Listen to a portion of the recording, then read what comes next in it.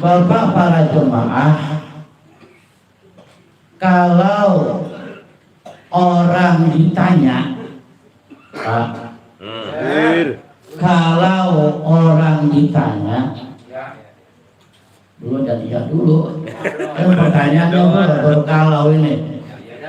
Kalau orang ditanya, kira-kira ente mau masuk surga apa mau masuk neraka?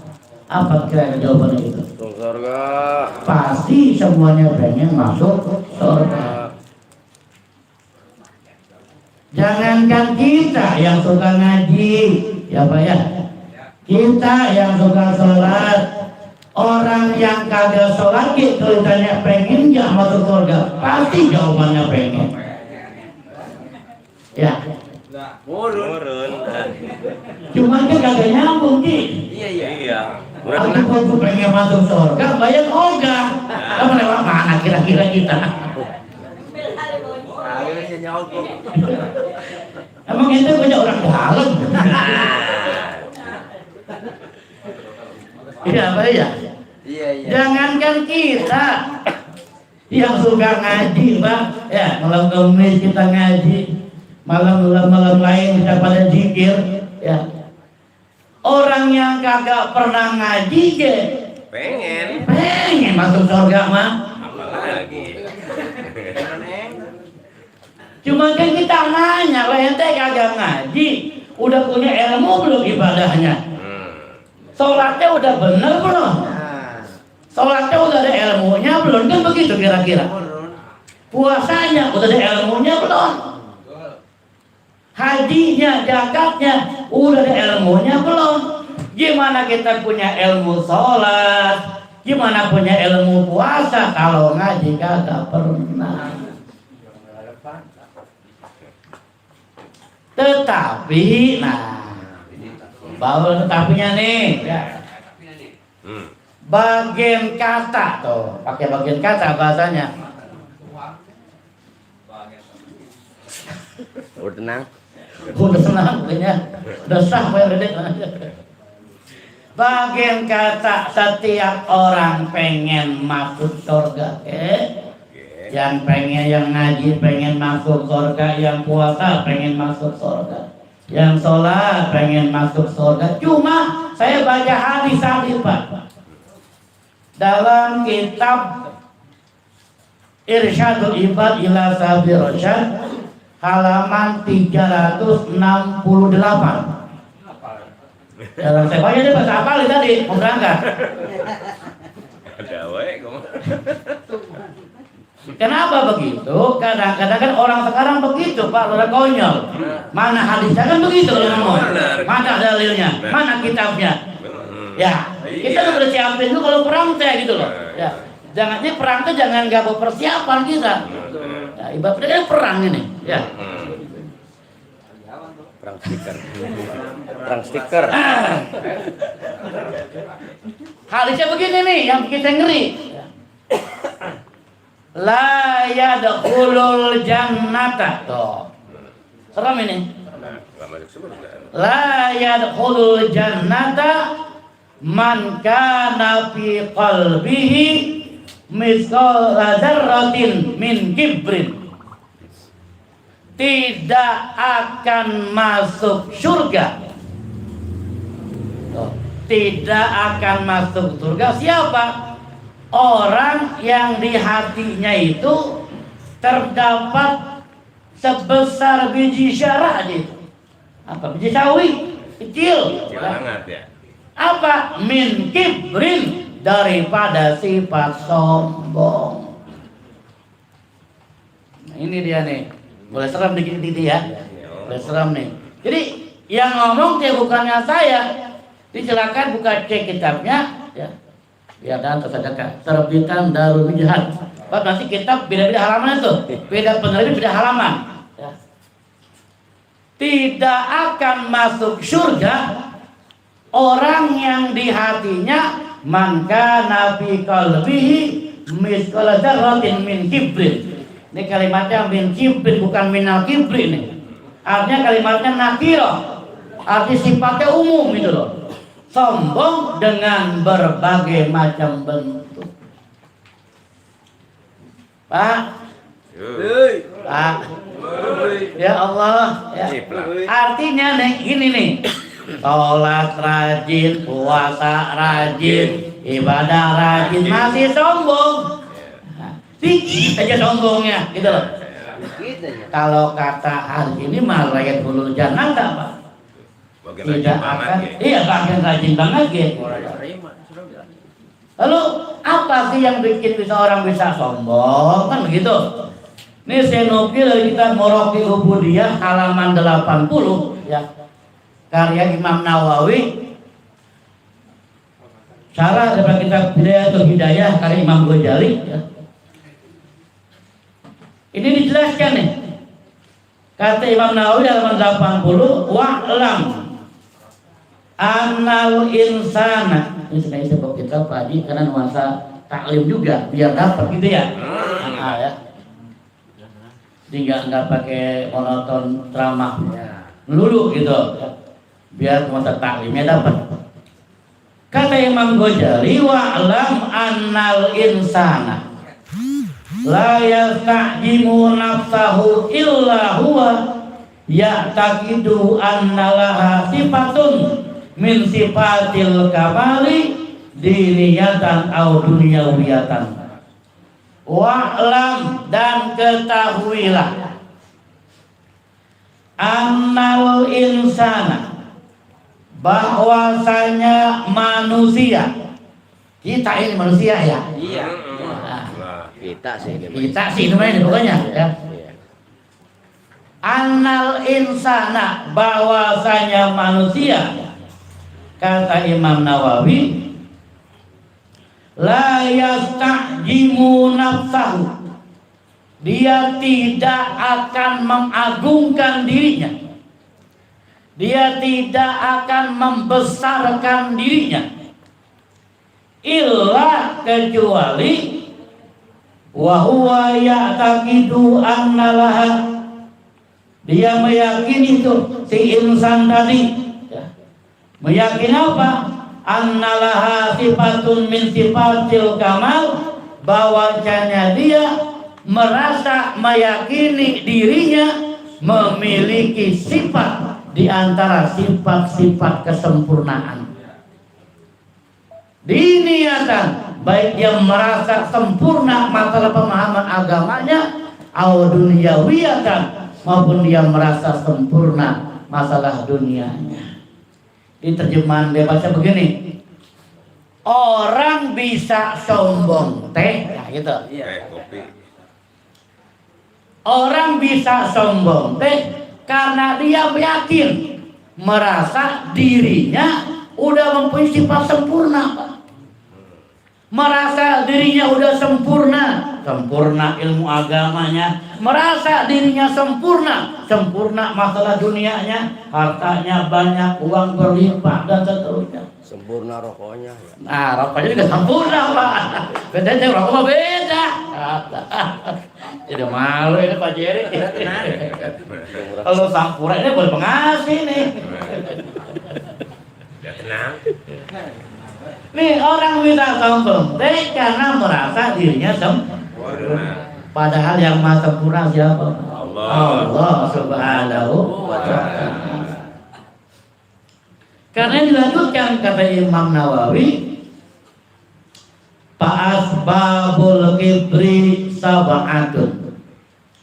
Sebab-sebab sombong itu kata Imam Nawawi sab'atun, ada 7. Ini nggak mungkin kita bahas semuanya nih ya. Nah, waktu kita singkat Pak. Yang penting mah kita bahas sedikit aja. Apa yang 7 itu? Sebab-sebab sombong kata Imam Nawawi. Al-awwalu al-ilmu. Yang pertama sebab orang sombong itu ilmu, Pak. Ini gimana penjelasannya nih? Tadi orang katanya suruh cari ilmu, ya. Tadi orang suruh cari ilmu, suruh ngaji.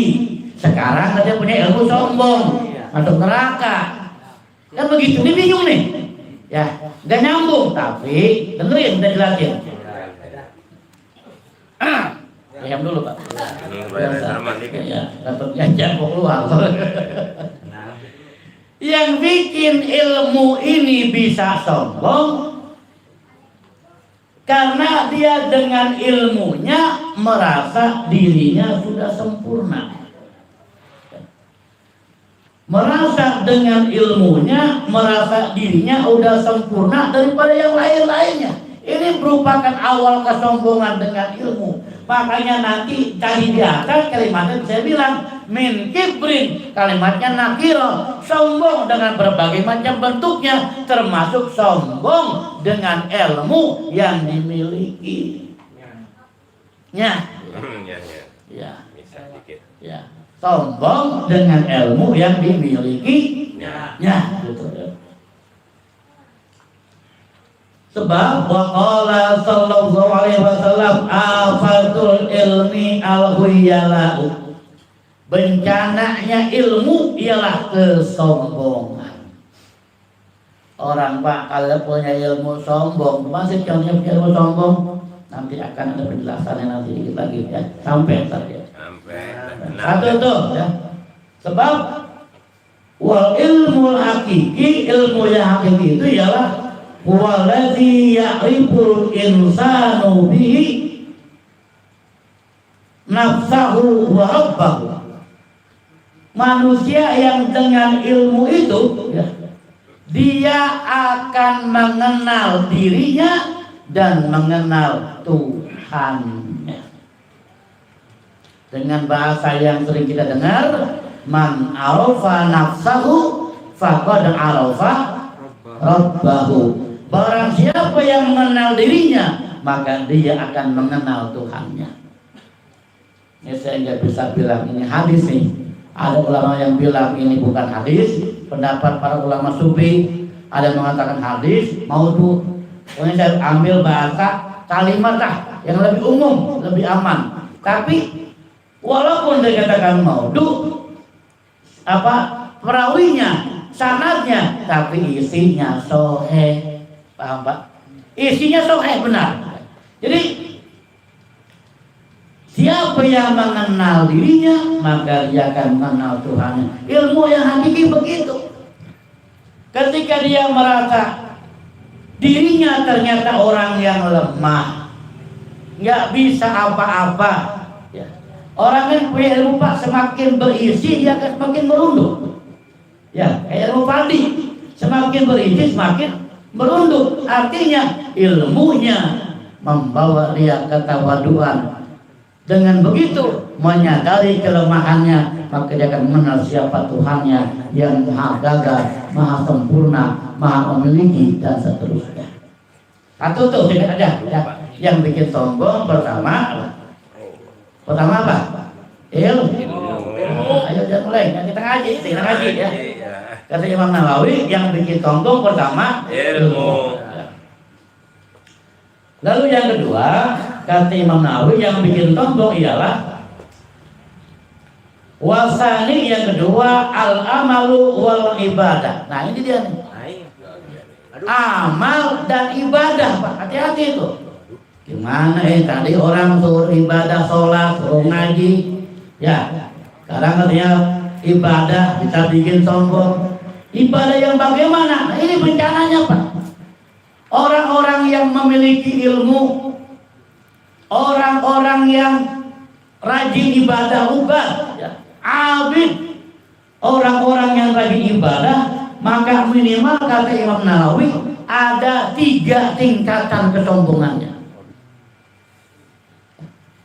Ini ngaji agak dalam dikit nih ya. Oke ya. Ada 3 tingkatan kesombongan buat siapa? Buat orang-orang yang punya ilmu nih, yang para ustaz, para kiai, para guru, ya. Wal abid, dan orang yang lagi ibadah, yang tahajudnya tiap malam, ya, yang sholat duhanya, berbagai macam ibadah dia rajin itu. Ya. Ada 3 kesombongan kata Imam Nawawi. Pertama keterangan dari yang kedua Pak ya. Pertama keterangan dari yang kedua. 3 tingkatan kesombongan buat orang-orang yang punya ilmu dan orang-orang ibadah al-awal ayakunal kibru mustaqiran fi qalbihi. Sombongnya itu di hati. Sombongnya menetap di hatinya. Gimana orang-orang yang berilmu tiba-tiba sombong di hatinya? Keterangannya yaro nafsahu khairan min ghairihi. Dia memandang dirinya khairan, lebih baik min ghairihi daripada selainnya. Punya ilmu merasa lebih baik daripada orang yang awam. Sombong udah dia. Ya. Rajin ibadah, rajin sholat, merasa lebih baik ketimbang orang yang belum sholat. Sombong udah itu. Ya. Iya dia rajin sholat, iya rajin ibadah, iya. Tapi ketika di hatinya ada rasa lebih baik ketimbang orang yang belum sholat, ketimbang orang yang belum ibadah, sungguh kesombongan sudah ada di hatinya.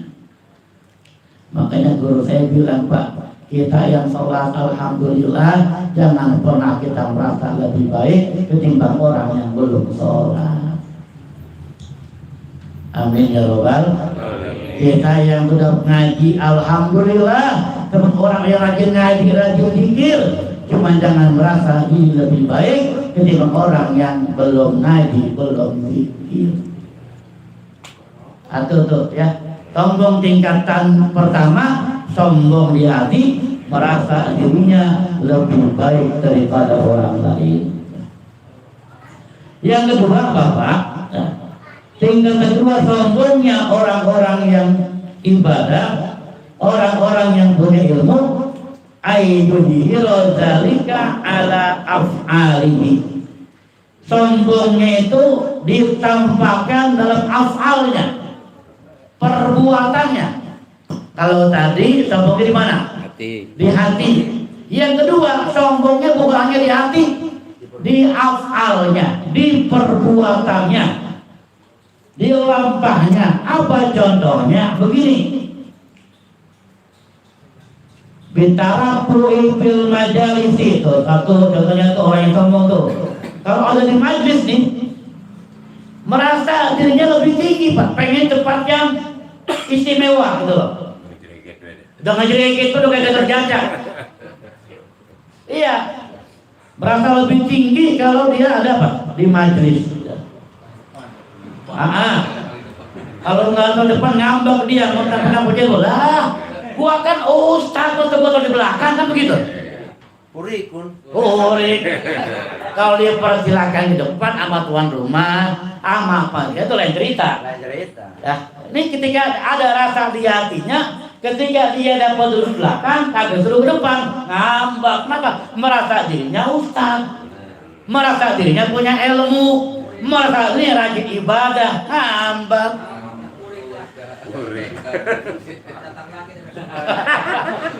Gua datang ke sono, gua kagak dihormatin pisan, cengkek banget, cengkek. Aduh. Satu tuh, dua tuh ya. Sombongnya dengan afalnya. Apalagi nih? Contoh dengan afal. Kata Imam Nawawi, wa taqaddumi alal aqran. Jadi kalau sama teman-temannya teh pengen diduluin baik gitu loh. Paham nggak? Iya. Endok nasi. Rasman. Gua kan ustaz gitu loh. Masa gua belakangin. Paham nggak? Itu udah sombong, merasa dirinya punya ilmu.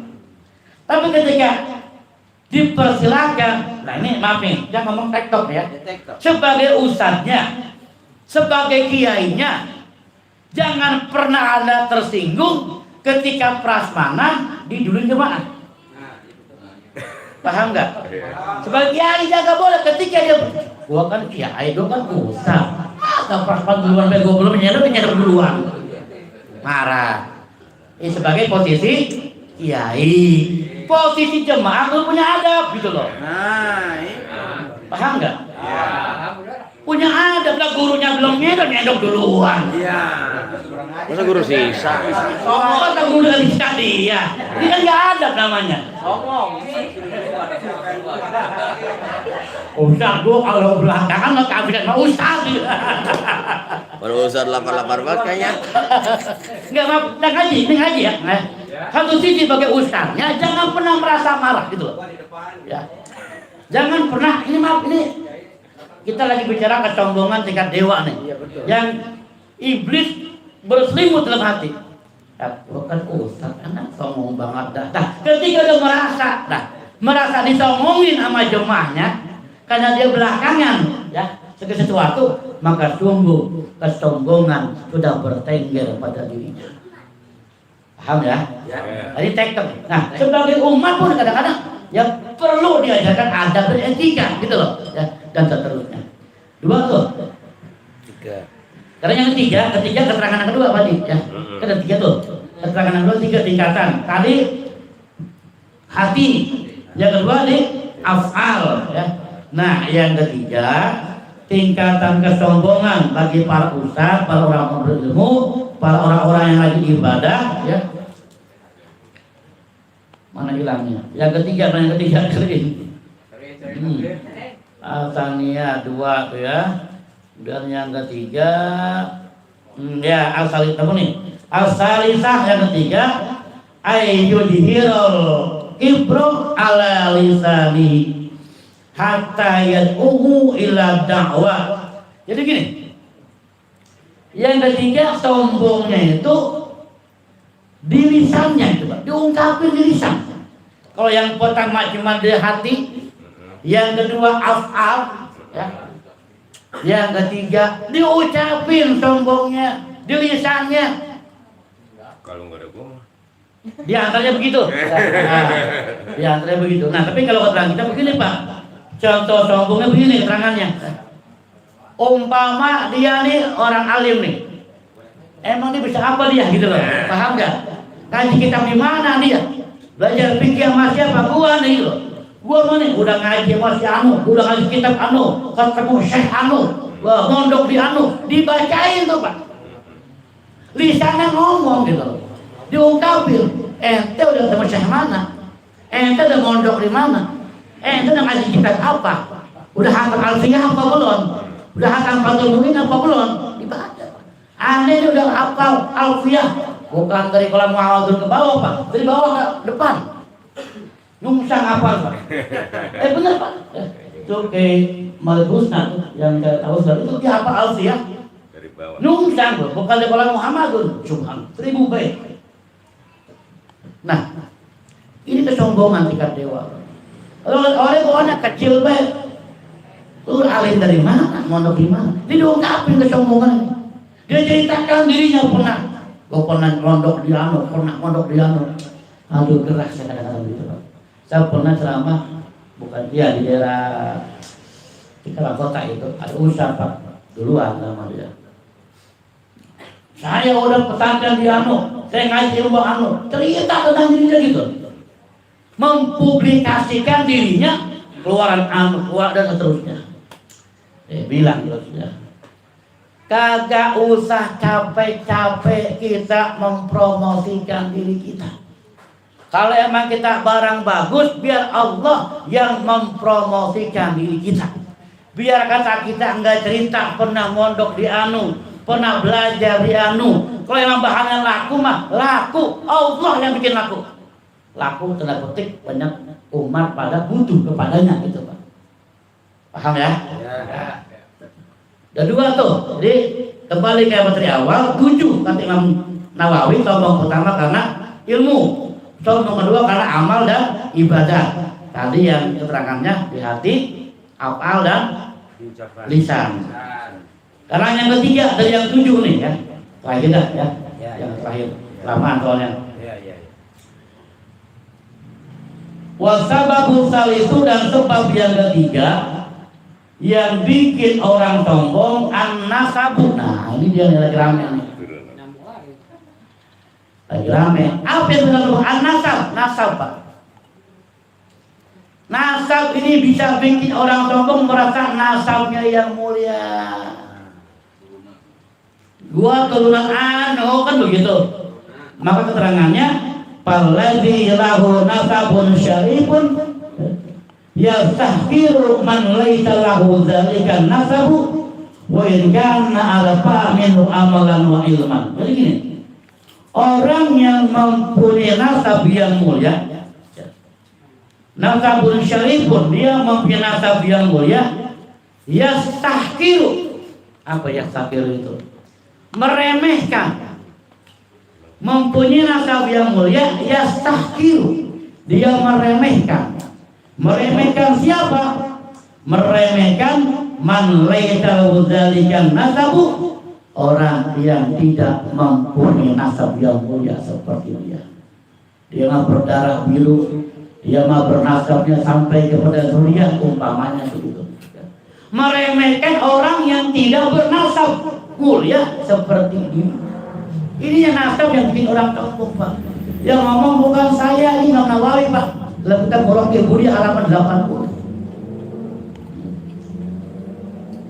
Bahkan dilanjutkan keterangannya, wa in kana arfa'u amalan wa ilman, meskipun orang yang tidak bernasab mulia ini lebih tinggi ilmunya, lebih rajin ibadahnya, walaupun dia orang alim, cuman karena dia tidak bernasab mulia, seringkali dilecehkan, direndahkan oleh siapa? Oleh orang yang bernasab mulia.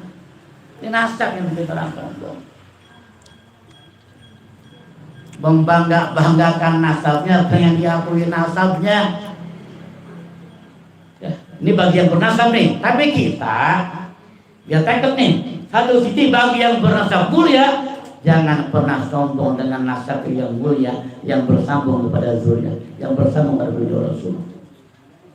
Tetapi kita sebagai umat diajarkan agar mencintai zuriat Rasul. Paham gak? Banyak hadis-hadis untuk mencintai ahlul bait. Cuma nih, kita di profesional, jangan pilih kasih. Terkadang umat juga begitu, Pak. Kalau sama Habib, maaf ini, ya. Walaupun masih bocah, ya, karena dia keturunan Habib, belum ada ilmunya, belum ngaji, wah apa kayak apa takjimnya, cium tangan bolak-balik, dia nama kiai yang bukan Habib, dia orang alim, ahli kitab, sering kali dilecehkan. Dia mah bukan zuriat, bukan Habib, dia mah bukan keturunan Nabi. Ini yang nggak boleh, Pak. Kita diperintahkan untuk mencintai habaib, ahlul bait, tetapi pun kita diperintahkan tidak memilah-memilih sebagai umat. Pak, kalau kita baca serangan kitab kita, Pak, yang namanya wa alihi dan keluarganya Nabi, bukan hanya dari Bani Hashim, bukan hanya dari Bani Muthalib, semua umat Rasulullah yang beriman wa alihi, termasuk keluarga Rasulullah sallallahu alaihi wasallam, termasuk kiai-kiai yang bukan keluarga habaib, itu keluarga Rasulullah. Silakan kalau kitab-kitab yang lain katakan wa alihi, katakan keluarga itu.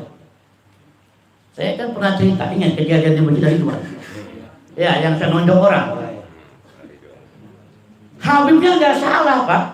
Habibnya nggak, umatnya nih kadang yang pikir cinta, tapi menyampingkan akhlak. Ya, Abdurrahman kan lagi ceramah, ya, lagi ceramah. Kali panggil Habib, ya, dia Habib kan masuk masjid. Al-Makfurah cinta dengan Habib, dia sambut dengan sholawat. Begitu Habib masuk masjid, disambut dengan sholawat. Yang dikejutkan umat jemaah pada bangun semua. Bu Habib pengen cium tangan. Kayak drama naik meja mik lagi ceramah, ditabrak-tabrak, kan nggak ada, Pak. Dan ada Pak Kiai lagi ceramah. Saya sempat mukul orang itu, ya, untuk menenangkan jemaah. Sampai santer kedengeran pakai tilet. Ketemu pakai tilet di masjid atau bahwa masalah itu. Ada melihat tunjuk orang tadi, ya. Iya guru. Tahu dari mana? Gocil bilang kayak gitu, ya. Dia cerita, anaknya pernah ngalamin begitu, dia bilang, lah gimana? Pernah ada beliau bilang di Tarumajaya, acara yang drama putra Kiai Nur Ali, Kiai Nur Anwar, ya, bukan Amin, Kiai Nur Anwar, Alhamdulillah, ya. Khairul Anwar lagi ceramah Pak. Beliau kan putranya Khairul Ali Pak, Pakubuminya Bekasi, singkatnya Bekasi, lagi ceramah diberhentiin sama jemaahnya karena Habib mau datang mau masuk. Coba itu. Ini kan nggak ada sama kiai. Siapa yang ceramah? Putranya Khairul Ali Bekasi, diberhentiin lagi ceramah sama jemaah cuma karena Habib mau datang mau masuk. Ini kan yang udah salah Pak. Nah kembali, jadi yang ketiga yang bikin sombong ialah apa? Ialah nasab. Ya. Tapi kita sebagai umat diajarkan mencintai dunia Rasul. Ya. Semoga kita kecipratan barokahnya. Amin ya robbal. Amin. Bapak para jemaah ya. Kalau saya banyak bahasnya panjangan, barangkali ya. Walaupun singkat, mudah-mudahan bermanfaat ya bagi kita semua. Amin ya robbal. Amin. Terakhir sebelum saya tutup, saya pengen ngajak jemaah baca Fatihah, boleh nggak Pak? Mau ya? Saya minta Fatihah buat Ananda Yusuf Apriyaguna, putra dari Pak Haji Budi yang sedang menuntut ilmu di salah satu universitas tertua di dunia, Al-Azhar Kairo. Ya. Doakan beliau yang akan ujian ya. Semoga dibela oleh Allah Subhanahu wa taala. Amin. Dimampukan ujiannya. Semuanya proses ngajinya, proses belajarnya dibela oleh Allah Subhanahu wa taala. Amin. Dan dapat kembali beruntung sama keluarganya dengan membawa ilmu yang barokah. Amin. Al-Fatihah. Bismillahirrahmanirrahim. Alhamdulillahirabbil alamin. Arrahmanir rahim. Maliki yaumiddin. إياك نعبد وإياك نستعين اهدنا الصراط المستقيم صراط الذين أنعمت عليهم غير المغضوب عليهم ولا الضالين. Ya Allah Pak, kalau beliau sudah pulang, ini kampung kita akan semakin berkah, akan bertambah perbendaharaan keilmuan di kampung kita. Variasi ilmu dari Ustaz Jaka, saya yang lain-lainnya akan bertambah kembali, ya, akan bertambah. Kalau beliau secara syariat sudah cukuplah, akhirnya tahun London, lanjut Kairo, itu syariat insya Allah ya. Maka untuk beliau berdan akan menambah keberkahan kamu kita. Amin ya rabbal alamin. Terakhir kita Fatihah buat Dr. Haji Umar ya, lagi ngedrop ya, doain beliau sehat ya. Bisyifa Al-Fatihah. A'udzubillahi minasyaitonir rajim. Bismillahirrahmanirrahim. Alhamdulillahirabbil Iyyaka na'budu wa iyyaka nasta'in ihdinas siratal mustaqim siratal ladzina an'amta 'alaihim ghairil maghdubi 'alaihim waladdallin. Makasih ya. Mohon maaf semuanya ya. Tidak ada kesalahan penyampaian, semoga senantiasa kita semua mendapatkan ridhonya Allah Subhanahu wa taala. Amin. Akhiran, assalamualaikum warahmatullahi wabarakatuh.